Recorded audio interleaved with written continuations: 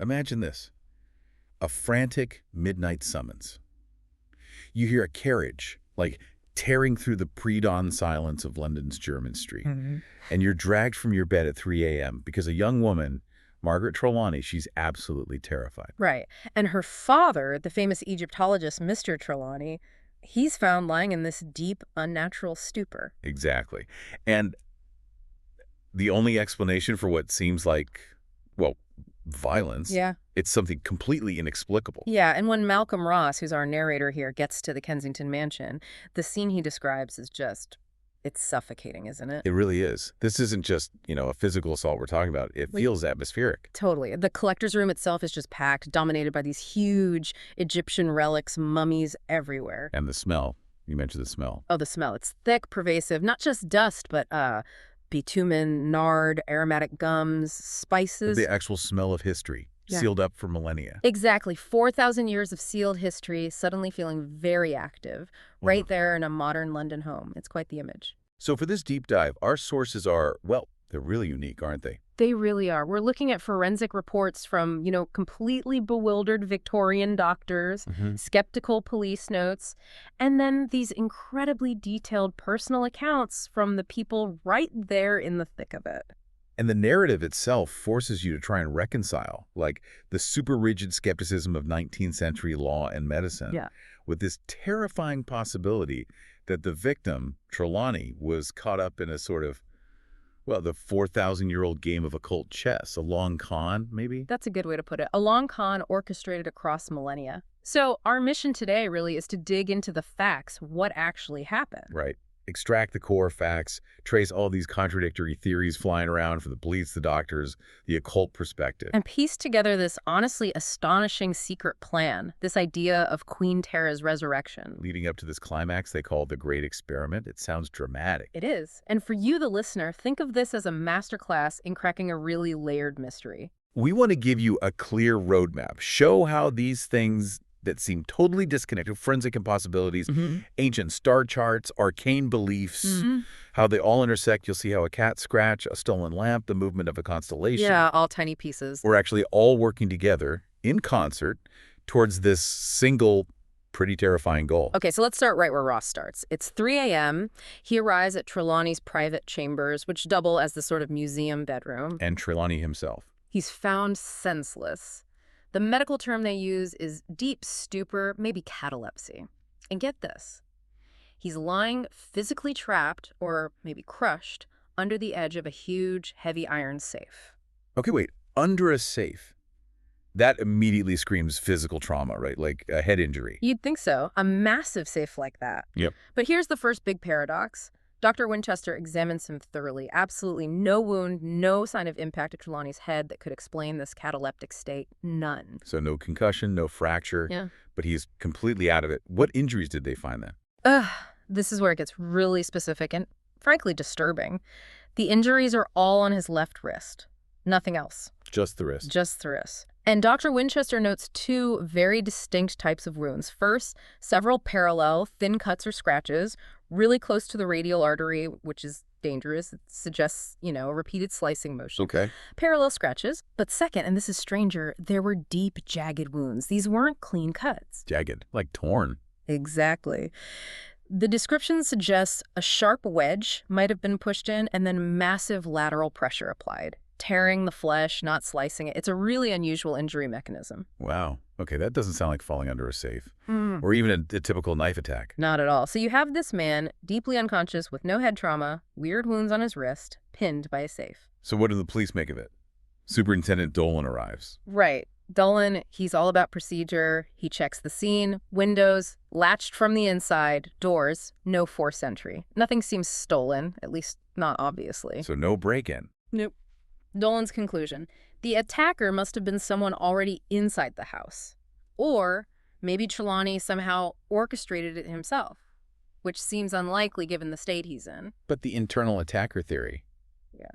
It doesn't really explain the type of injuries, does it? Or the coma. Exactly. It doesn't add up. And this is where the medical and police views really diverge. Dr. Winchester, he can't find any evidence of common poisons or drugs. Why not? Well, remember that smell? the overpowering mummy smell, as he calls it, bitumen, spices. It apparently made identifying any delicate aromas like a subtle poison impossible. Ah, okay. So the atmosphere itself hinders the investigation. Precisely. So Winchester is left with only two possibilities. Either Trelawny was drugged with some unknown, really potent substance, or something hypnotic, some kind of psychic influence. Because the deep coma without the expected physical trauma, it points away from just physical assault towards something affecting the mind. Hypnotic influence. Pretty out there for Victorian medicine, isn't it? It is, but Winchester is clearly grasping at straws because the physical evidence makes no sense. But then we find out Trelawny wasn't just a passive victim here. He seems to have anticipated something. How so? The sources reveal these very imperative, non-negotiable written instructions he'd given his daughter, Margaret, before this happened. Okay, what do they say? Two key things, and they both seem incredibly counterintuitive from a safety perspective. First, he absolutely forbade anyone from moving or even displacing his Egyptian curios. Said it would somehow ruin his secret plans. Don't touch the artifacts, even after an attack. That's weird. Very. And second, he demanded continuous watchfulness over him and the room, but specifically by both masculine and feminine intelligences. He names names: Malcolm Ross, Margaret herself, a Nurse Kennedy, and another woman, Mrs. Grant. A mixed-gender, 24-hour surveillance team. For himself and his stuff. Essentially, yes. It strongly suggests he knew some extraordinary event linked to his collection was coming. He just massively miscalculated the kind of threat he was facing. It's like he set the stage, maybe thought he could control it with human watchers. Right. And let's circle back to those wrist wounds for a second. Why the wrist? Why those specific tearing injuries? You mentioned earlier he wore something there. Exactly. A bangle. And on that bangle was a tiny key. A key to what? The Great Safe. The one he was found under. Ah. So the attack wasn't random violence. It was targeted. Highly targeted. Efficient, even. Aimed specifically at getting that key, probably without needing Trelawny conscious to hand it over. Whatever did this knew what it wanted, where the key was, and why it mattered. That suggests intelligence, purpose, and maybe malice. Okay, so Trelawny's unconscious, can't explain anything. They follow his instructions, set up this watch. Who's on duty the second night? A pretty solid team, you'd think. We have Ross, our narrator, then Nurse Kennedy, who's described as very business-like, capable, and Sergeant Daw, the detective assigned to the case. So, narrator, nurse, detective, triple protection. And Ross even takes an extra precaution, right? He does. Suspecting maybe it was some kind of noxious fume or gas, he wears a respirator, just in case. Okay, respirator, 3 watchers. Surely that works. You'd think. But it fails spectacularly. The sources describe this stupefying influence returning, but its effects are completely bizarre, totally inconsistent across the watchers. How so? Ross, even with the respirator on, falls into this deep, sudden sleep, just out cold. Despite the respirator. So it wasn't just fumes then? Doesn't seem like it. Nurse Kennedy, she doesn't fall asleep. She gets paralyzed, instantly rigid, unconscious but still breathing, like a textbook cataleptic trance. Wow. So sleep for one, paralysis for another. What about the detective, Daw? Daw's affected differently again. He's only half-dazed, confused, disoriented, and apparently quite panicked. Panicked how? He actually fires his revolver twice at what he perceives as a shadow moving in the room. He shot at a shadow. Yep. And then in his confusion, he nearly shoots Ross. He mistakes Ross's muffled appearance, remember the respirator, for the attacker. It was incredibly close. Good grief. So the same influence hits 3 people differently. Deep sleep, catalepsy, and panicked confusion. What does that even mean? That's the million-dollar question, isn't it? It really suggests something more targeted, maybe affecting each mind differently rather than just a blanket effect like a gas. It baffled the doctors completely. Oh. And where's Trelawny in all this chaos? He's attacked again, found again under the safe, bleeding heavily from the wrist. The same wrist. The same wrist. And this time, there's a weapon nearby. A leaf-shaped Gurkha knife. A kukri. A kukri? Where did that come from? Nobody knows. It wasn't there before. But the purpose seems horribly clear. A second, more aggressive attempt to sever his arm near that bangle to get the key. This is getting seriously creepy. The atmosphere must have been just toxic. Absolutely. Medically, psychologically. It got so bad that the top consulting specialist they called in, Sir James Freer, he actually refused the case. Refused it. Why? He said he wouldn't take it on unless the patient, Trelawny, was immediately separated from the horrors, his word for the collection, the mummies, the relics. So even the top doctor felt the room itself was dangerous. Yes. He basically said the environment was inducing this abnormal, potentially fatal condition, which is a pretty powerful statement about the influence these artifacts seem to exert. Okay, so the invisible influence is back. The attacks continue. Where did the investigation go next? Any physical clues this time? Well, this is where it takes a truly unexpected, almost comical turn. The physical evidence seems to point towards Silvio. Silvio. Who's Silvio? Margaret's kitten. Just a tiny, ordinary cat. The kitten did it. Seriously. Well, that's what Sergeant Dawes starts to think. They find a piece of blotting paper somewhere, and on it are parallel cuts, scratches. Like the ones on Trelawny's wrist. Exactly like the first set of wounds on Trelawny's wrist. Daw, thinking purely like a detective looking for a simple explanation, suggests maybe the kitten caused those initial scratches. Okay, I mean, cats scratch things. Right, and Ross even confirms it. He says, yeah, Silvio scratched me once and shows them similar parallel marks on his own hand. For a moment, it looks like maybe, just maybe, the first attack was just the cat. Case closed. Accidental cat scratch. Not quite. The kitten is acquitted, you could say, based on a really fascinating observation by Dr. Winchester.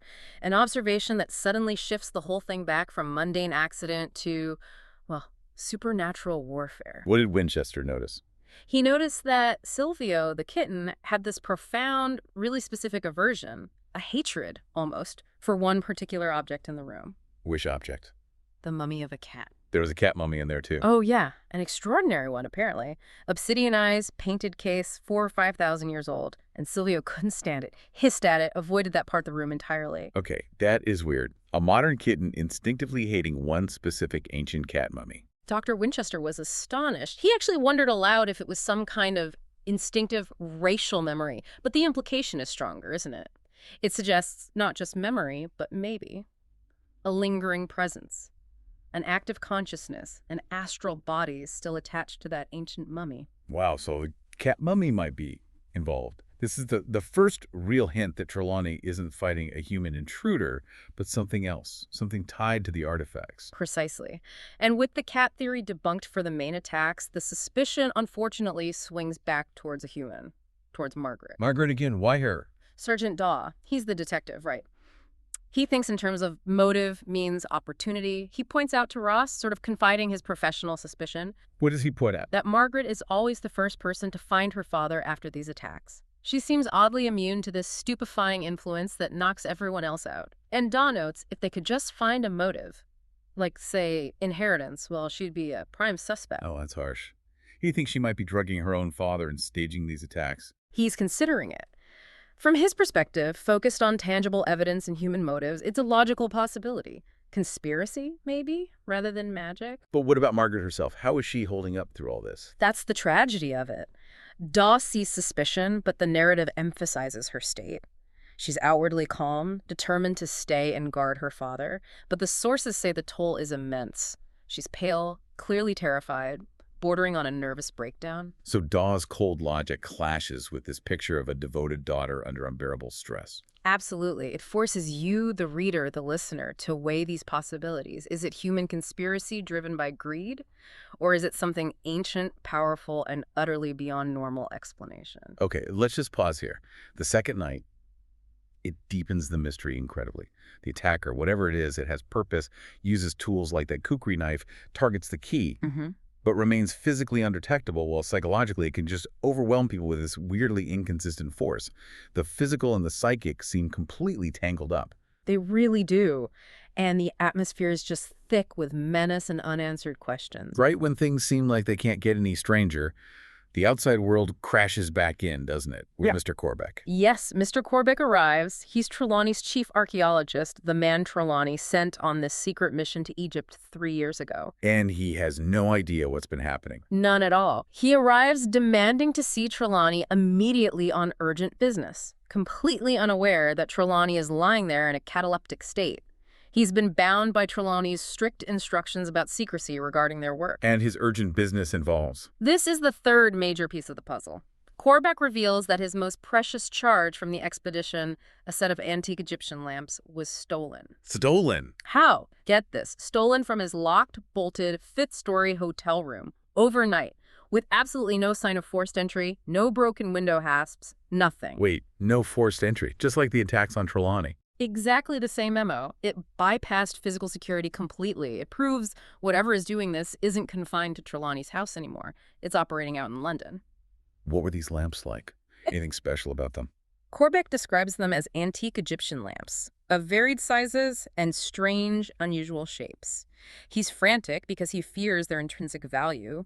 The gold perhaps might mean a common thief would just melt them down. Which would be a disaster for Trelawny's work, presumably. Catastrophic. Their disappearance really underscores that the entity's goal isn't just money. It's after specific, probably ritualistic items needed for whatever Trelawny and the Queen planned. So the lamps are gone, vanished without a trace from his secure room. What happens next? The next twist is it's stunning. Ross and Margaret find the lamps. They find them. Where? Were they pawned? Did the police recover them? No, nothing like that. They find them hidden inside the Trelawny house, specifically in a drawer of a Napoleon cabinet located in Margaret's personal boudoir suite. In Margaret's private room. Right. Wasn't that room meant to be her sanctuary? Like deliberately free of Egyptian stuff? Exactly. It was the one place furnished with ordinary things to give her peace, and yet these incredibly important, magically stolen Egyptian lamps somehow end up hidden there. How on earth did they get there? Corbeck must have been relieved, but baffled. Overjoyed, but totally bewildered. How could these things travel from a locked hotel room miles away across London and materialize inside a drawer in Margaret's supposedly safe space? And Sergeant Daw, what does he make of this? Daw, this just pours gasoline on his suspicions, doesn't it? He looks straight at Margaret, then at Corbeck, his face full of renewed doubt. He thinks they faked the theft. He heavily implies it. He says something like, the goods couldn't have come of their own accord. He's suggesting conspiracy, fraud. Maybe they staged the robbery to avoid taxes or some legal issue with importing antiquities. Well, his mind just cannot accept the possibility of, well, magical transport. Not for a second. Daw's reaction is a perfect example of how a purely rational, criminal-focused mindset completely fails when confronted with something potentially supernatural. So what do they do with the lamps now they've mysteriously reappeared? They don't take any chances. The lamps are immediately placed under heavy police guard right there in the house, and eventually they lock them away in a new safe, with 2 keys this time, one held by Ross. Trying to impose modern security on ancient magic. A desperate attempt, yeah. So now they have Trelawny attacked, the lamps stolen and mysteriously returned. They need answers. Where does Ross look? He starts reading. Trelawny had marked specific chapters in an old explorer's account written by a man named Van Hoyn.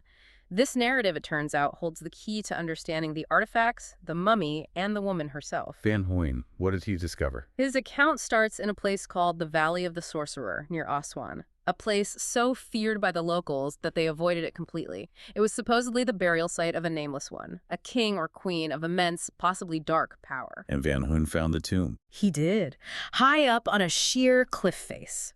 The entrance wasn't marked with usual funerary art, but with these disturbing symbols, Kabbalistic signs, disjointed limbs, weird features.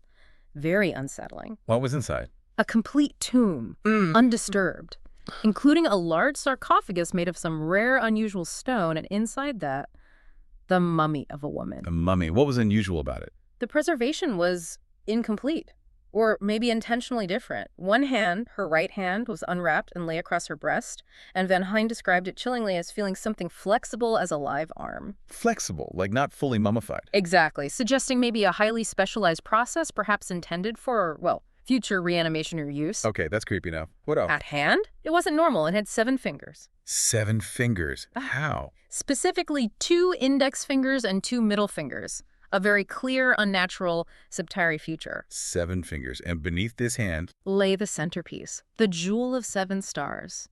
Van Hoyn describes it as a huge, ruby, priceless color, shining with 7 distinct points of light like stars. And these points seem to reflect the pattern of the Plough constellation, Ursa Major. The jewel of 7 stars. Did it have any immediate effect? It did. Van Hoyn writes that the moment he first laid eyes on the jewel, he was struck by a sudden, momentary paralysis. Paralysis. Just like the Watchers experienced. Exactly. This is the first recorded instance of that same stupefying influence, directly linked to the jewel itself. Wow. Okay. But the story gets darker, doesn't it, with the hand? Much darker. Van Hoyn mentions an Arab worker on his dig who later stole that preserved 7-fingered hand. What happened to him? He died. violently. He was found later with 7 parallel finger marks bruised onto his throat. 7 marks, like the fingers. Precisely. And adding to the horror, the stolen dead hand itself was found nearby, stained with recent blood. Oh my God. So the hand itself, or something connected to it, committed murder after being severed. That's the terrifying implication. It validates the idea that these aren't just dead objects. They are conduits for an active, deadly will. And those parallel marks, they immediately connect back to the scratches found on Trelawny's wrist in the first attack. It's all starting to link up. So now Ross can connect the dots back to Trelawny's collection. Yes. He confirms that the gruesome, severed hand in Trelawny's possession, 7 fingers, jagged wrist where it was torn off, that reddish-brown stain, it is the hand Van Hoyen described. And Corbeck. Does he recognize anything else from the tomb description? He identifies the final major artifact mentioned by Van Hoyen, a 7-sided stone casket, green fading to yellow, described as an irregular septahedron, which was found at the mummy's feet in the tomb. Corbeck notes it seemed to have a complex locking mechanism, possibly fastened from within. 7 fingers, 7 stars on the jewel, 7 sides to the casket. The number 7 is everywhere. It's clearly the central motif. The entire mystery, the power, the plan, it all seems to revolve around the number 7. Okay, so we have the backstory. The artifacts are identified. Right. What about Trelawny? Does he ever wake up? He does. After days in this trance, he suddenly wakes up. Completely lucid, fully conscious. He accepts the facts about his injuries, the time lost, almost calmly. His mental focus seems absolute. And does he explain, does he finally reveal what this is all about? He does. He confirms the mummy is indeed Queen Tera. He calls her a wizard queen, someone of immense dark power who, in ancient times, had actually waged war against the established gods of old Egypt. A wizard queen. And the number 7, was that significant to her? Utterly fundamental. Trelawny reveals Tera's life was ruled by it. She didn't just have the 7-fingered hand. She had 7 fingers and 7 toes on both sides. She was supposedly born in the 7th month.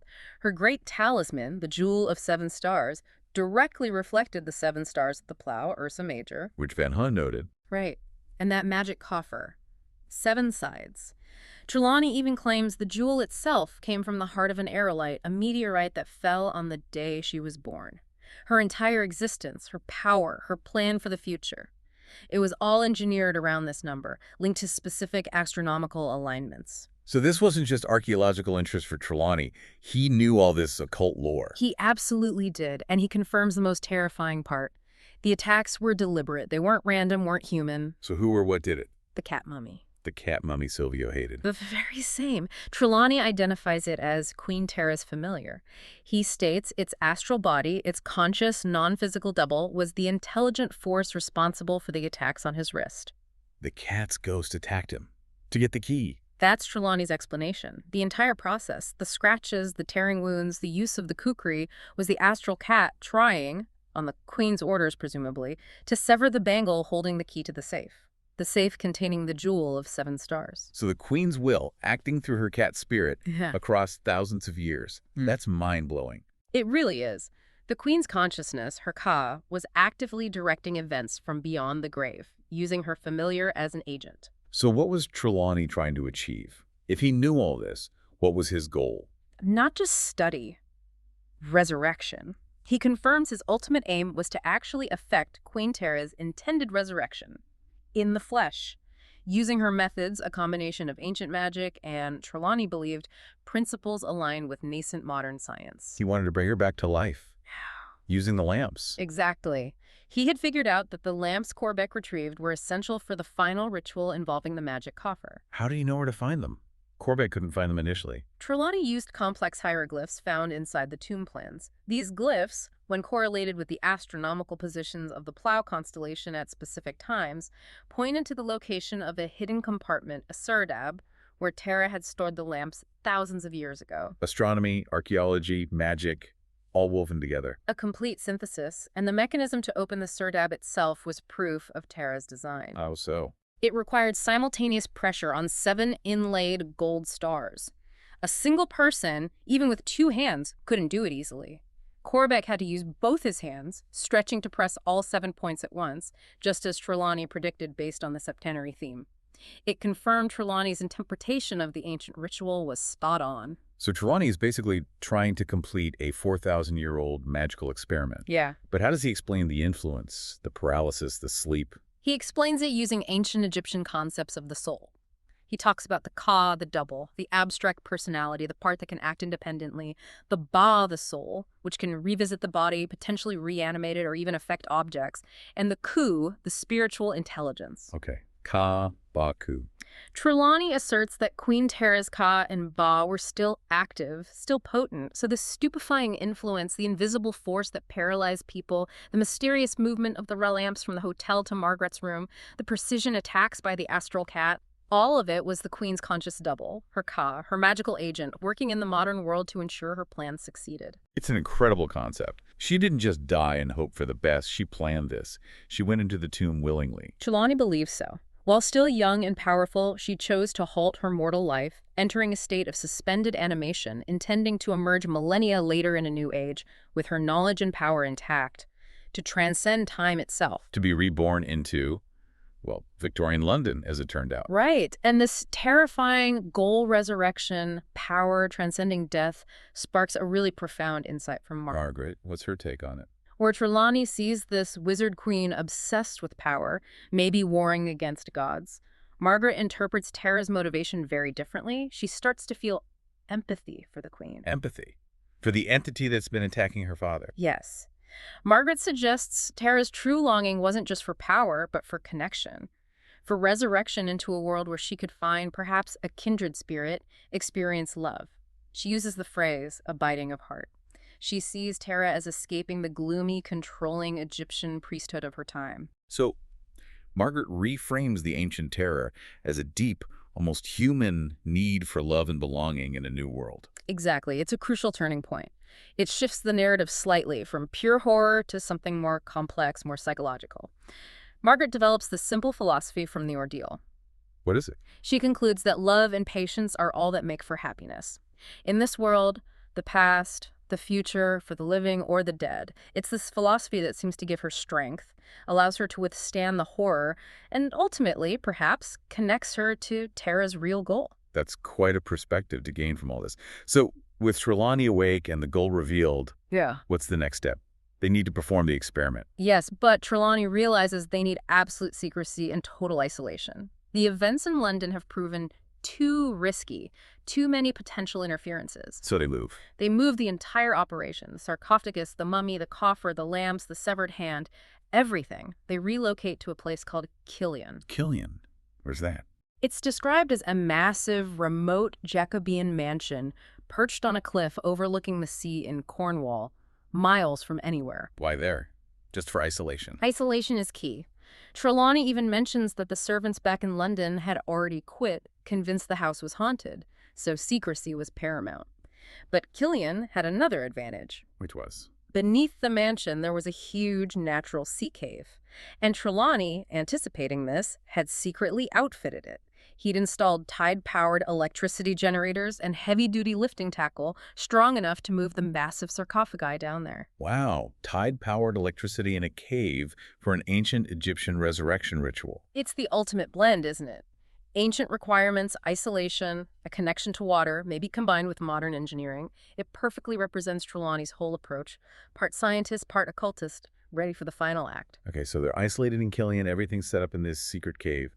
Trelawny calculates the final crucial timing. Based on the stars again, presumably. He determines the Queen's chosen moment for the great experiment is the 7th hour after sunset, which works out to be exactly 3 a.m. again. 3 a.m. seems to be a recurring theme here. It does, but just before they proceed, Margaret has another insight from her study of the tomb plans, a really critical one for safety. What does she figure out? She interprets some floor symbols in the tomb drawings. Her translation suggests that every day at sunset, the Queen's active principle, the Ka, that dangerous astral double, actually enters the Ab, the heart or body, and stays there contained until sunrise. So for the duration of the night, the Queen's conscious spirit is essentially locked inside the mummy. That's the theory. It implies that during the night hours, especially around 3 a.m., the risk from the free-roaming mischievous Ka is minimized. The intelligence is contained, making the ritual itself potentially safer to perform. Okay, that's a bit of reassurance. Yeah. But Trelawny insists on one more action before they start, right? Something pretty grim. Yes. He decides they must neutralize the Queen's familiar, the cat mummy. Destroy it. Why? If the queen's call is contained. Trelawny argues the cat's astral body might still be semi-autonomous, potentially dangerous, and could interfere with the delicate process. He sees it as a necessary scientific precaution. Eliminate a known hostile entity. How do they do it? They take the ancient cat mummy, unroll its wrappings, and cremate it in the kitchen fire of the mansion. Burn it. Wow. How does Margaret react to that? She's profoundly distressed. She actually calls the act murder.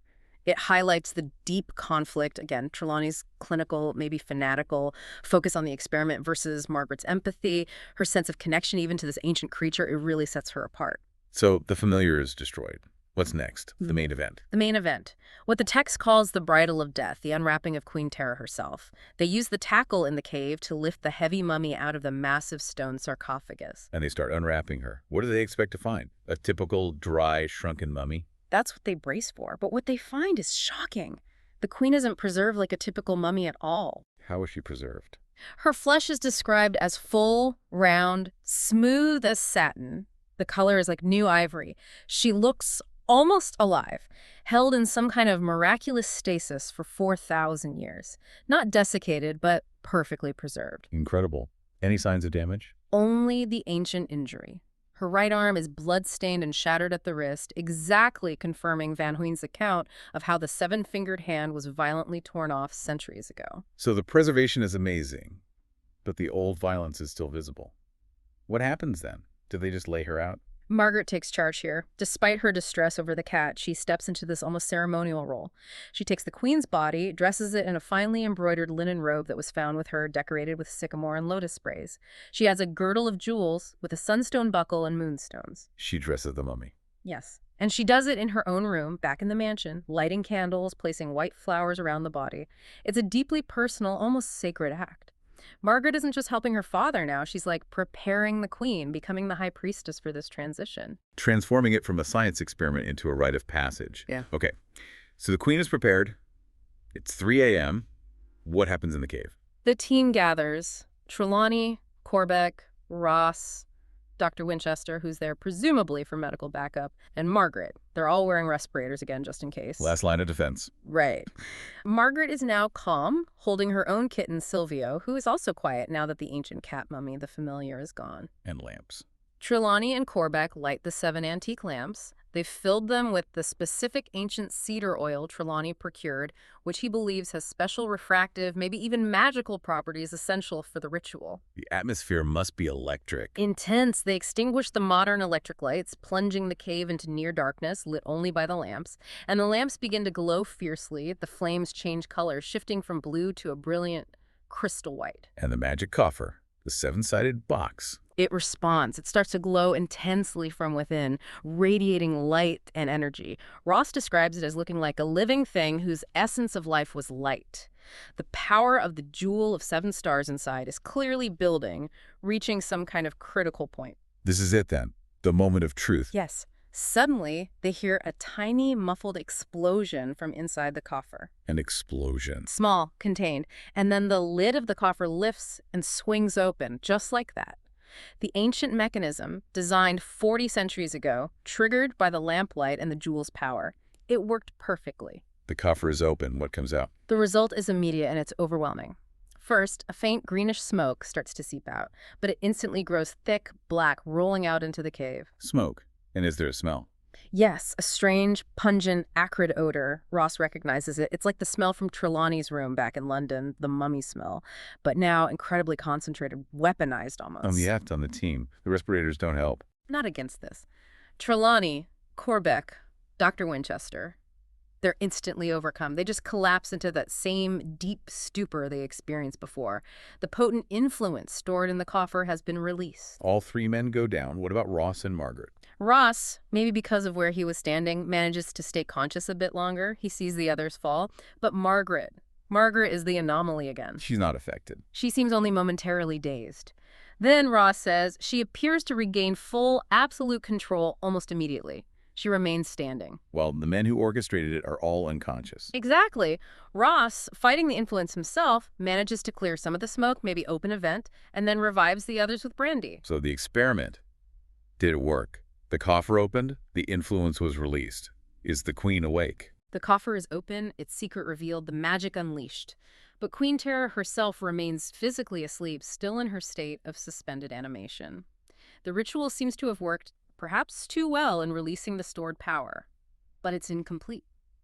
The final step of resurrection hasn't happened yet. Hashtag tag tag tag outro. So we've followed this incredible thread, haven't we? From what looked like a bizarre assault case, a forensic puzzle in a London mansion, Right. all the way to this elaborate, ancient, magical ritual playing out in a Cornish sea cave. And the core realization, when you piece it all together, is just staggering. Trelawny thought he was conducting a scientific experiment, maybe, but he was actually just the final participant in a plan set in motion by Queen Tera herself 40 centuries ago. Exactly, a plan for her own resurrection. Yeah. All those strange events, the stupefying influence, the targeted attacks by the astral cat, the impossible theft and return of the lamps, they weren't accidents. They were manifestations of her conscious active will, her Kal-I, working across time to ensure her great experiment could finally take place. And the experiment itself. It worked, but maybe too well. Or perhaps not quite as intended. It seems the first stage worked perfectly. The coffer opened, it released this incredibly potent magical influence, the stored essence of her power, maybe.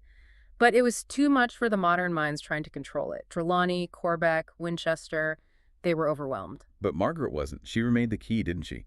The one person who seemed maybe immune. Or perhaps just attuned differently. Yes, she's the constant. Whether she was somehow spiritually inured to the Queen's power, as Ross speculates, or whether her empathy, her focus on love and patience, somehow shielded her or made her compatible with Tera's deeper goals. She was the one left standing, the one who didn't succumb. And it's that experience facing down this ancient power, witnessing this validation of magic, that forged her philosophy. Absolutely. Her final conclusion, born from this terror, wasn't about gaining power or fearing death. It was this incredibly simple, profound idea. Love and patience are all that make for happiness. Applicable everywhere, she thought. In this world, or in the world of the past, or of the future, of the living or the dead. It suggests she saw Tera's ultimate quest, not just as a grab for immortality, but maybe a search for connection, for that abiding of heart in whatever future she woke up in. A truly powerful takeaway from such a terrifying ordeal. Which brings us to a final thought for you, our listeners. If Trelawney's methods, blending meticulous research, archaeology, astronomy, and a willingness to engage with ancient texts as practical guides, if that approach ended up validating these old magical concepts like active astral bodies, psychic influence across distance and time, consciousness persisting powerfully after death, then what hidden ancient lore, what forgotten understandings of consciousness or reality might modern science be unknowingly brushing up against today? Think about fields like quantum entanglement or the mysteries of neuroscience and consciousness itself. Are we maybe rediscovering fragments of something ancient, something potent, without fully understanding the context or the potential risks? Exactly. The boundaries between history, science, magic, and the nature of reality proved shockingly thin for Trelawney and his companions. And the risk, as they discovered, isn't just physical danger. It might be a risk to our very understanding of what it means to be conscious, something to definitely mull over.